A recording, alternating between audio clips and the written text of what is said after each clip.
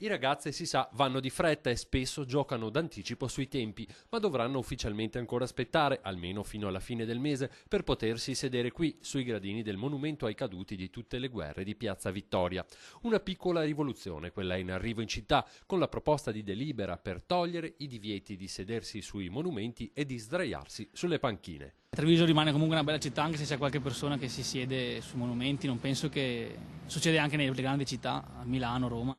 Finché ci si siede qui senza fare danni non è un problema, poi quando si va a danneggiare c'è i monumenti. Ci sono poche panchine, molta gente sta in piedi perché non si può andare lì perché poi passa la polizia e bisogna sgomberare, bisogna alzarsi. Dovrebbero fare più panchine e appunto cercare di lasciarlo così com'è, cioè di non andarsi a sedere. Se noi dobbiamo portare turismo in città, turismo in centro e far rivivere il centro storico, non possiamo andare avanti con le chiusure, non possiamo continuare a pensare di blindare la città. Questo non vuol dire che non garantiremo assolutamente il decoro, che non garantiremo il controllo, che non garantiremo la sicurezza. Un vero e proprio colpo di spugna che cancella uno dei marchi dell'era Gobbo Gentilini, che del decoro urbano avevano fatto una questione di principio, introducendo quei divieti che sono oggi destinati a cadere. E lui, lo sceriffo, questa decisione dell'amministrazione non l'ha certo presa bene. Ha soltanto scimmiottato e cercato di distruggere